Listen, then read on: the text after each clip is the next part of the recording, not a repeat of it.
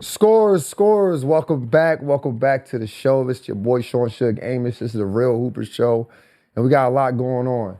Your boy SGA took away the MVP.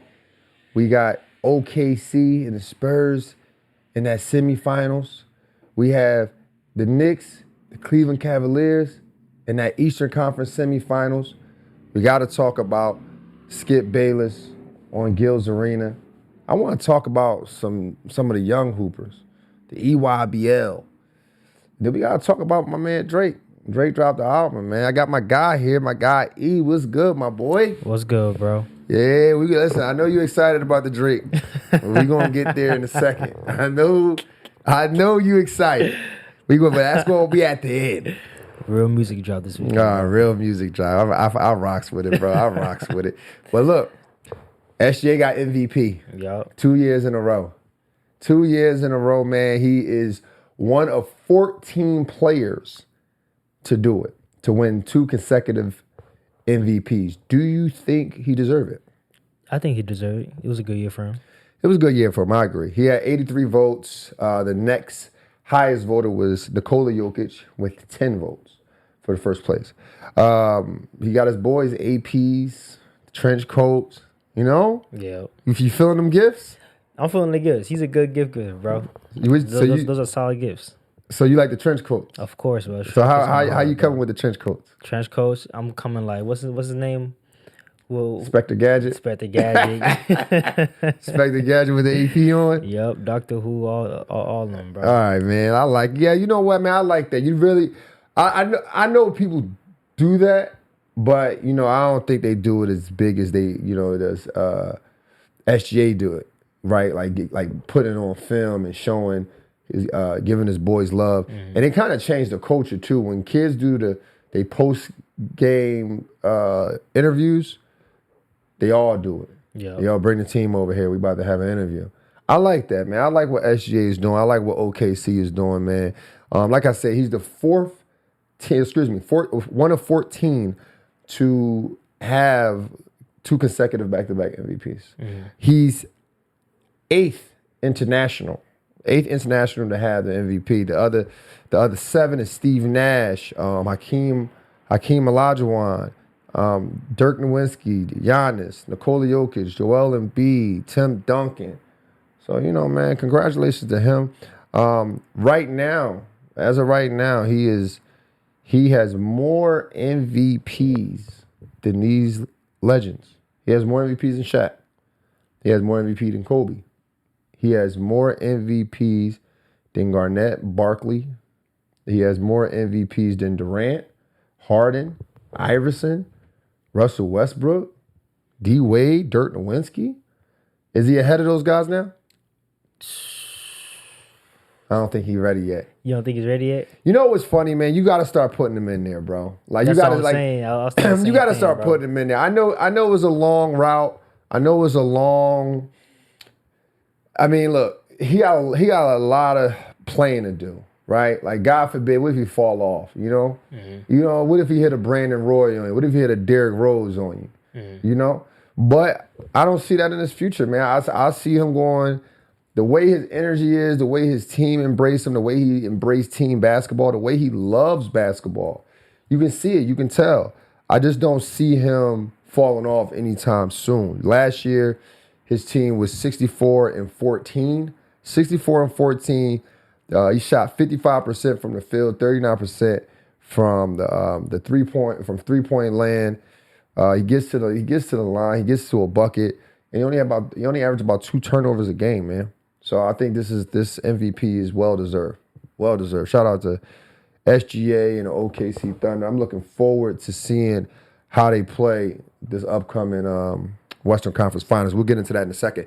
But I just got finished watching the Detroit and the Cleveland Cavaliers, man. Did you get a chance to watch that, E? I did watch it, bro. It was a blowout, dog. Oh, my gosh, bro. Who you had winning that? I didn't have no horse in the race, but I just want to see a good game. I'm not going to lie to y'all, man. Y'all follow us, and y'all follow us on all the major social media sites. I thought Detroit was going to take it, but I did say they had to be bullies. I did say that Detroit had to be bullies for 4 games. And they wasn't bullies today. Every time Donovan Mitchell wanted to get to the paint, he got there. Nobody stopped him. It was open season. Anytime, what's the boy name? Sam Morrell? Yeah, Sam Merrill? Sam Merrill, yeah. Said Sam Merrill. I mean, he had 15 points in the first half. He just went off. He just went crazy.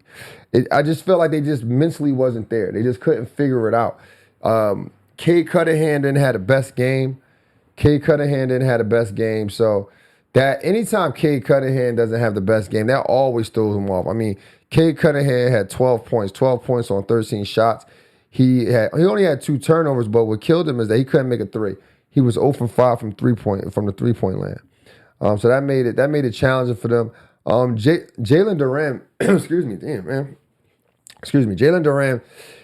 Duren, he hasn't showed up the entire series. I mean, maybe the first game. I believe the first game, if I'm not mistaken, the first game he had 7 points. I think he had one game he had 15 points. Yeah. He had 15 points, right? Mm-hmm. But other than that, he just wasn't there. 7, 9, 8. 7, 9, and 8. He just wasn't there, man. He just wasn't there. Speaking of Jalen Duren, how do you feel about him coming up this offseason? He was supposed to get like a big contract or something like that was supposed to be in the works. Do you think he's deserving of that big contract? Do you think this next season they should move off him? What are your thoughts around him overall? I mean, look, he averaged 19 points this season. 10 rebounds. He's a double-double guy. I think he bounced back. Kid from Philly. Mm-hmm. I think he bounced back. You said a max contract? Yeah, he was trying to get a max contract. But that was in the talks, you know? That's what I mean, you don't lose him. You don't want to lose him, but I don't know if he's a max contract ready, especially after this performance. You in a closeout game, you give us 7 points. You give us 7 points on 7 shots. You had 9 rebounds, but stats always say this. It doesn't tell the full story. You can have 9 rebounds, but that doesn't mean you couldn't have had 16 rebounds, 15 rebounds. But you didn't get more than 9 rebounds, not because you was working hard. It's because Jared Allen was kicking your ass. He was kicking your ass. You didn't play bad because you wasn't trying to shoot the ball. You played bad because Evan Mobley and Jared Allen was too much for you. It's just that simple. So do we deserve a max contract? I don't think he deserves a max contract. I think he deserves a good contract. I think they should go for trying to keep him. But when you think about it, I wouldn't be surprised if Detroit gives him a max contract because there's not a lot of big men out there. There's not a lot of big men out there, man. Evan Mobley had 21, 12, and 6. 12 and 6. That's what they pay him for, to stop that. He couldn't stop that. Yeah. You know? So I'm not gonna lie, I was disappointed. I was disappointed in Detroit. And I was also disappointed, although they won, I was disappointed in James Harden. Oh, how come? But here's the thing, right? James Harden is known for not playing defense. The fact that Cade Cunningham kept looking for a switch to ISO him and go around him and score, and he wasn't stepping up to the challenge, I'm disappointed in that. Then he has a bad reputation for Game 7. Today was no different. He had I'm looking right now, he had 9 points. 9 points, he was 2 for 10 from the field. He was 5 from 8 from the free throw line. Of course, he had 6 assists. But again, this is the games where you got to step it up. Obviously, it didn't matter because other guys was hot. Jared Allen had 23 points. Evan Mobley had 21 points. Donovan Mitchell came out dogging him. Yeah. 26 points. He had 26 points, 8 assists, and 0 turnovers. And I get to him in a second. But James Harden, and then Sam Merrill comes off the bench and give you 23 points, right? But again, I always tell you guys this, man. I'm a big James Harden fan, right? But I know at this stage of his career, his name is going to be heavier than what he can produce night in and night out in these tough playoff games until he proves us wrong. A Game 7, 9 points, 2 for 10 shooting, 5 from 8 from the free throw line. 6 assists is great. The beauty of it is he only had 1 turnover. But he needs to be on teams like this where guys are more hungry than him. Him being on the Clippers, Harden being on the Clippers, doesn't help him because he's the most experienced with the basketball. He's the most experienced with the basketball. And then, what's his name? What's my guy name? Kawhi Leonard. He's not always reliable, but other than that, I was very pleased with Cleveland. I was very pleased with Cleveland. Donovan Mitchell, he had 26 points, 6 assists, 8 assists, 0 turnovers, which was great. The first half, he had 13 points and 6 assists. He was on straight attack mode. I'm one of these guys who, I'm not going to lie to you, I didn't always believe in him. I didn't always believe in Donovan Mitchell because I always say Donovan Mitchell will give you the stats all the way up until the point until it's time to win. This is his first Eastern Conference or semi-conference game. So I'm looking forward to it. I'm hoping he keep the energy. They got a quick turnaround before the first game against the Knicks. The Knicks been resting. I believe they play on Tuesday. They play on Tuesday. Yes, they play on Tuesday. So they got a quick turnaround. One night off, they back at it. And sometimes that can help because you don't got to wait to get back in the rhythm. Then for James Harden say, you don't got to, let me go to Houston real quick. I'll be back. He ain't got no time now. Yeah, you already know. If he had a week off, all right, listen, bro, I'm going to Vegas. I'll be back. But nonetheless, man, shout out to Cleveland Cavaliers for holding it down. Shout out to all my Cleveland people. Much love to you guys, man. Much respect. Cleveland Cavaliers is back in the conference finals since the LeBron era. Now we got the Spurs. We got the Spurs and OKC Thunder. This is going to be exciting, Brian. This is going to be a good one. This is going to be a good one. Right now, the Spurs hold the season record for. They won 4 out of their 5 games. But here's the thing. The season record don't matter because OKC, they've been here before. They've been in this position before. They're going to take us to the next level. The Spurs, they still young. They still a little, wet behind the ears. They wet behind the ears. You feel me? So they got to strategize. They got to execute. They got to be disciplined. OKC, they come into the game trench coats and APs on. They locked in. That's why I gave them the trenches. Yeah. He let them know that we coming for business. We straight coming for business, man. But okay, one of the things I like that I saw over the 5 games that they played, OKC does a good job with Wemby when they put smaller guards on him, like smaller guys on him, because Wemby's gravity. The gravity that Wemby has on the court, that's where they get their points from. So when they pass the ball to Wemby and Wemby is a willing passer, they got to rotate quick. They can't have 2 bigs on the court the whole time. So they really got to have them guards ready to go. I think guys like Alex Caruso does a good job with staying up under the big players, the centers or whatnot. Caruso not going to do nothing to Wemby, bro. He not. No. Listen. The thing about it is you thinking about height. You thinking about player versus height. Yeah. Nah, like if you real hoopers understand this. When you guarding a taller player, right? Yeah. And you're stronger, you can keep him at the elbow, just stay up under him. Once he catch the ball they double. He gonna kick it. So they need to rotate quick. So they need guards. But if you keep Harkison and Chet on and they double or they have to rotate, Harkison ain't gonna get out there quick enough. That's what I'm saying. Williams ain't gonna get out there quick enough. So Caruso to have it, but you're gonna always keep a 7-footer out there.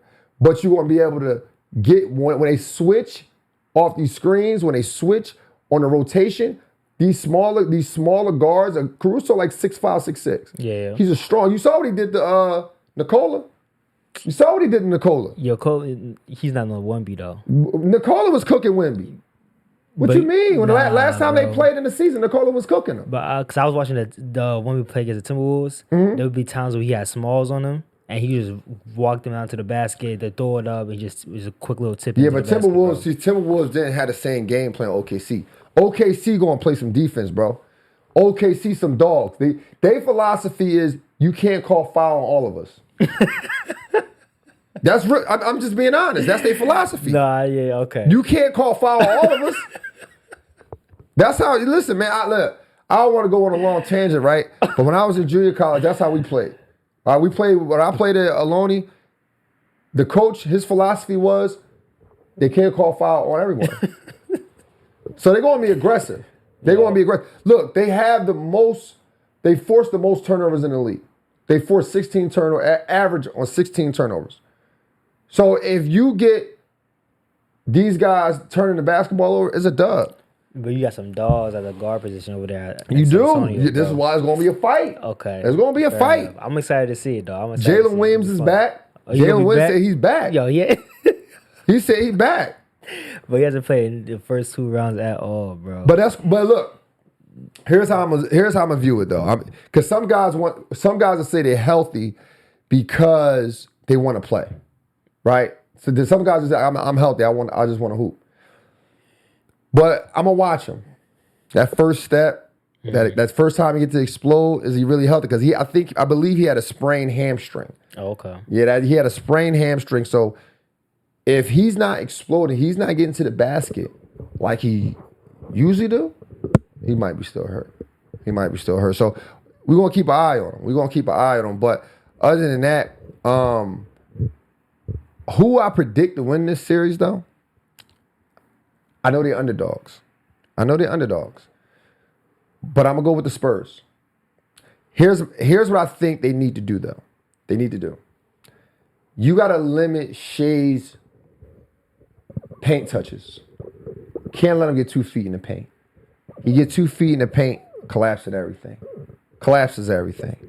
The X factor is Dylan Harper. For the Spurs? Yeah, he the X factor, bro. He leads all bench scorers in the playoffs. He's 60% from the field. And he's a rookie and a veteran with a veteran's mindset. His dad won a couple championships. He behind the scenes. He behind the scenes. But like I said, I like the Spurs in this series. But I'm gonna always go with the underdogs. I want to see Wemby win his first championship. But look, I'm not mad. I like where basketball is at right now, bro. I genuinely do. Like I think this is a season for basketball lovers. I think last year was for basketball casuals, right? This year, I just feel like it's just for basketball lovers. If you love basketball, man, you enjoying all these playoff series, all these playoff games. I mean, this is a game. Today we watched another game 7, right? Like we getting game 7s. I mean, it was a blowout, but it's still some good series. Let's move on to the Knicks and Cavs, man. Knicks and Cavs, bro. Oh my goodness! Now the Knicks, listen. The Knicks got my Phillies, my Sixers out of here, man. The Knicks got my Sixers out of here, but look, I'm not mad at it. Because being from Philly, you're 2 hours away, hour and a half away from New York. If I had to see anyone win a championship, or at least compete for a championship, why not the Knicks? Like I told you guys on the last show, I remember the Knicks was in the finals back in 1999. They had Marcus Camby. They had Larry Johnson. They had Latrell, Allen Houston, I believe. But Patrick Ewing on that, I believe Patrick Ewing. It's been a while. But I really wanted to see them win. I don't think Patrick Ewing was on that. I might be tripping. Check that. It's a 1999 Knicks roster. But I really wanted to see them win. I really wanted to see them shine, man. And they fell short to the San Antonio Spurs. Back then, I wasn't a fan of the San Antonio Spurs. I thought they was kind of boring. But I was also young. I think I was about 14, 15, something like that. But now the Knicks is back. The Knicks is back. I want to see them excel. But again, this is going to be another dogfight.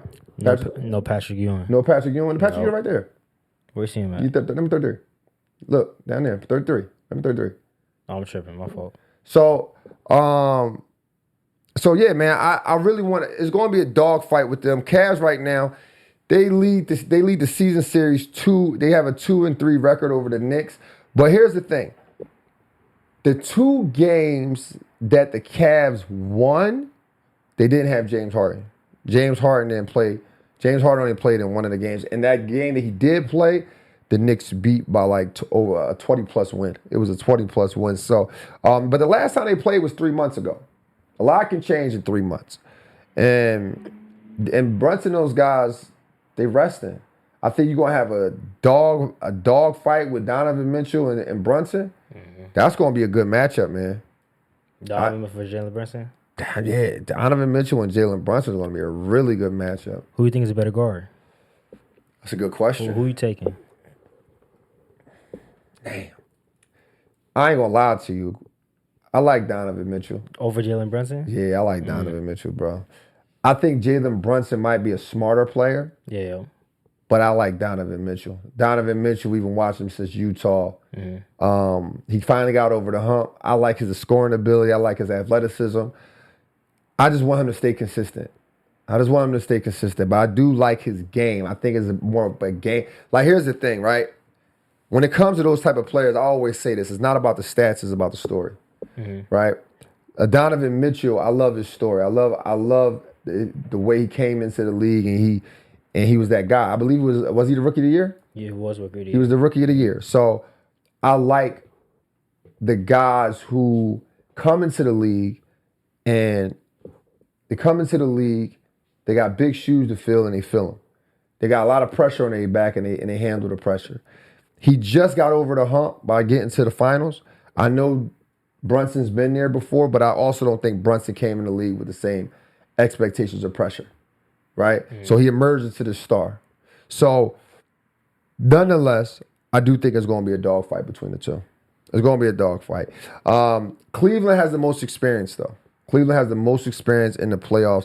It's the top 8 rotating players has played a combined 550 playoff games. So they have the experience. They also won on their last 2 game 7s. So they know how to finish out series. But listen, man. Although I think Donovan will win, like the matchup. I see the Knicks winning it though. You see Donovan winning the match between Brunson. Yeah, I think Donovan gets the best of Jalen Brunson because here's the reason why. The Knicks play good when Jalen Brunson shares the ball. The Cleveland Cavaliers play good when Donovan Mitchell is aggressive. So then now you got to make a decision. What do you really want, Jalen Brunson? Do you want to win the matchup or do you want to win the series? If you want to win the series, you might need to average around 21 to 24 points a game. If you want to win the matchup, go ahead and go for 28 to 36 points a game. But Jalen Brunson, the Knicks still win games when Jalen Brunson drops 36. You know, so when he's on that rhythm, when he's on the heater. But it's not about winning the games; it's about winning the series. And and real hoopers understand this, right? When you have a guard who is consistently passing the ball and sharing that basketball, everybody energy's up. Cat want to run the floor hard. He want to grab more rebounds. He want to take his time. There's no emotion behind the ball because they feel like they're going to get it back. But when you sit and you jab, hezzy, pump fake, get to the paint, jump stop, shoulder, fade away, you doing that and then Cat wide open, he starts shooting the ball with emotions. Oh, next time I get the ball, I'm putting it up. Then OG doing the same thing. Then Miles Bridges ain't in the loop. The Knicks play well when Miles Bridges in the loop. So it's just a matter of their roles. Donovan Mitchell plays well when he's aggressive. We already see this. You could take out Harden. You can take Harden out. And then if you can maintain the other guys, like don't let these guys be heroes, Sam Merrill and Max and keep Jared Allen off the glass, got a chance. Man, let's talk about this, E. Did you see Skip Bayless on Gil's Arena, bro? I did see that, bro. Did you see him, bro? He had all these papers in his lap. And he said, listen, he goes off and say, yeah, I got 3 things I like about LeBron. First off, one of the things was a power dribbler. What the heck is a power dribbler? All those NBA players on that couch, ain't nobody gonna check them and say, "Yo, what's a power dribbler?" Listen, they going here's my thing, bro. Here's my thing. They will harp on this whole 4-6. He's 4-6 with no context. Like, he's 4-6. All right, let's put some context on it. 3 out of these 3 series that he lost, he averaged 33 plus. I believe 1 or 2 of them he averaged a triple double. They're gonna convince you that that's bad, but tell you it was cool when Jordan did it in the first round. When Jordan scored 40 in the first round of laws, that was way better than LeBron averaging a triple double in the finals. They're gonna tell you about the 2011 series and say Jason Terry outscored him, as if that Dallas team didn't sweep the defending champions. Jason Terry outscored Kobe the last 2 games. They're going to sit there and tell you that, oh yeah, he lost to the Spurs and he only got to the finals that year because the East was weak. But they never going to say the East wasn't weak when the Heat won in 2006. It wasn't weak when the Celtics won in 2008. It wasn't weak when Detroit Pistons won in 2004. But all of a sudden, the East was weak when a 22-year-old LeBron is in the finals. All of a sudden. They're going to sit, look, they sitting around asking questions like, was LeBron's tenure with the Lakers a success? You asking the wrong question. The real question you should be asking is, what did you expect out of his tenure? Because last I checked, he came to a losing team. Last I checked, the Lakers was losing for 5 seasons. One of those seasons, the Lakers only won 17 games. LeBron James come there 2 years later in the championship. He leading the league in assists. The Lakers has a #1 record in the league. They'll tell you about the super team, right? But they're not going to tell you that every team he went to, they had a losing record the year before. And every team he left, they had a losing record. It don't sound so super if he ain't on it, right?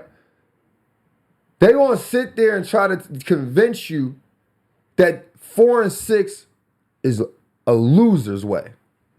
Somehow none of them did it. Somehow none of them did it. And here's the thing. It's not about defending LeBron. It's about talking up to media narratives. Media narratives. These are the same narratives that make people fear going outside. Narratives will make people scared to go to cities they never been because a narrative is the violence there. Narratives make you fear people. They'll tell you that, oh, this is the LeBron's page. Meanwhile, all I'm trying to do is use the tool of basketball to help you think outside the box. Look at the logo. The guy's in the vehicle. That's your mind. The ball is in the air, in out of space. I'm trying to use the tool of basketball to help you think past narratives, so you can be optimistic. You can be creative. But they're going to sit there and try to convince you that this boy wasn't who he was. They're going to try to tell you about clutch genes as if this dude didn't come back from a 3-1 deficit, as he didn't score 23 points straight in closeout games. They really going to sit there and try to convince you of this. If you had to stop LeBron James, Kobe Bryant, Michael Jordan's career at the 15-year mark, Michael Jordan would have had scored 1,200 points more, but LeBron James would have had 3,000 to 4,000 assists and rebounds than Jordan and Kobe. So no wonder he missed out on 1,200 points. But they'll tell you his longevity. So to see Skip Bayless get on that couch and do all that, you got to be kidding me, man. You got to be kidding me. See, they want to brainwash you to think like sheeps. I'm trying to brainwash you to think elite, man. I'm trying to brainwash you to think elite. So make sure y'all tap in, man. But look, I was amused by it. I was amused by the stuff they were saying, but I just couldn't believe we had NBA players on that couch and someone said, LeBron's a great power dribbler. And not one person intervened. Come on, man. Now, another thing I want to talk about See Anthony Edwards shake everybody's hand. Yeah, I seen that too. I seen That was. Well, how you feel about that? I was just confused on why he did it. Yeah, I was confused. Yeah, I'm like, I'm looking at him like, you running for president? Yeah. Like, what you doing, bro? 8 minutes left in the game. Come on, bro. That is confusing. Like, why would you do that? Yeah, but see, this is what I'm trying to tell guys, man. Like y'all say, oh man, it's the killer mentality, it's the killer instinct, it's the bro. What are y'all talking about? These dudes are friends. They ain't no killer. The dude lost. I don't know why he did that. I wouldn't recommend he did it. I wouldn't have did it. Matter of fact, I probably would have walked off. Not because I'm mad at the Spurs. It would have been, bro, I'm mad at myself. Oh, man, listen, I'm out, man. See, fist bumps. We out. But I don't know why Anthony Edwards did that, man. But it brings me to my last point. I was watching the EYBL. I believe it was in Memphis. And I'm not going to lie, man. It was just sloppy. It was just sloppy, bro. Like, Anthony Edwards shaking hands at 8 minutes left in the game. I'm watching the EYBL later on that night, and I'm talking about the shots they were shooting. There was no passing. And here's the thing that's sad to me, man. I can tell that the coaches in the huddles was trying to teach something. I could see them drawing stuff up. And the first thing they do is come out and shoot it. The sad part is that kids don't even want to learn basketball no more. I don't think the parents even care about them learning basketball anymore. I think if it's my kid versus your kid thing, my kid versus the world, they're not concerned with passing. They're not concerned with being a better player. They're not concerned with developing to good guards. They only concerned with their stats. That's it. They're just concerned with their stats. I'm watching a coach draw up a play. Kid comes out, shoot it quickly. The first thing that comes to my mind is kids don't love basketball anymore. They like it. They don't love, like, I remember when I went to the Easter Invitational Camp, and there was this guy, and he said he used to train, bald white guy, short guy. I wish if somebody in the comments know who I'm talking about, go ahead and drop the name. But he said he used to train Paul Pierce. When he told me that, I was trying to be in his group every time. Anything I can learn from him, I'm taking with me. Now, I ain't turning to Paul Pierce, but at the end of the day, I just wanted to be a sponge. I just wanted to learn. To this day, I still do drills that my coach taught me when I was 15 years old. Kids don't even want to learn no more. They don't even want to learn basketball. I can be talking to a kid about like the fundamentals. I could tell him, hey man, you don't get 20 shots a game, so make sure you value the shots you take when we're here in practice. A kid will blurt out, but SGA does. Really? Of course he does. He can pay $60 million. Of course he does. And that's where the mindset is with basketball nowadays. So when I'm looking at these kids at the EYBL, I'm like, this is Division I talent. This is what people want to be around. And maybe I caught a bad game. I could be completely wrong. I probably caught a bad game. There might be some real live dogs out there. Because I've seen some good high school players. I've seen what's my man name? Jamal Crawford's son with the number one Stokes. Those guys are like there are some good basketball players out there. But some of the stuff, I'm like, this is what the kids be talking about. This right here. Y'all, they just jacking. There's no structure in it, man. But nonetheless, man, seeing Anthony Edwards shake a team's hand at 8 minutes left and seeing those kids play the way they was playing, I was like, basketball is cooked. Basketball is cooked, man. But we still got the NBA. We still got some good. We got AJ DeBanza. We coming up. Yeah, he coming up, man. We got some good players out there, bro. And I'm looking forward to it, man. But nonetheless, man, that's all I got for y'all today. Make sure y'all tap. Whoa. What we got? What we got? Come on, bro. What we got? Real music dropped this weekend. Oh man. my Come on, gosh. Yes. Oh my God. I almost disappointed. bro. Come on, man. Real You music. listen, that's how good it was to me. That's how good Iceman was to me. I forgot about it. I'm not gonna lie to you. All right, let's get into it. I told myself I'm gonna be going to do some entertainment stuff. All right, listen. Here's the thing about the Iceman thing, right? That's hilarious. I did like the Iceman album, but I feel like LeBron and Drake suffer from the same thing. Mm-hmm. The expectation's too high. It's too high. I think the sound has changed. My personal opinion, Drake, he's too focused on getting back at everybody. Like, there's so many people he referenced I didn't even know he had beef with. Like, what DJ Khaled do? What Jay-Z do? Like, you know what I mean? Like, all these sneak dissings, and it's like, yo, Virginia's for lovers. Like, what do you mean? Like, bro, just say what you, like, just come out and speak directly so the music speaks louder. Like, all this, like, dissecting the music after it comes out. Like, oh, you heard what he said? Rewind it. Bro, and you put out 40 songs. Ain't nobody doing all that, bro. Like I missed when Drake used to say the stripper's name. Go say the girl name you talking about. Then it has, like, here's the thing, right? I'm just being honest. I think Drake is an amazing artist, amazing talent. I got a lot of his music on my phone. But I'm saying this, right? I miss when, like, he just focused on that music, bro.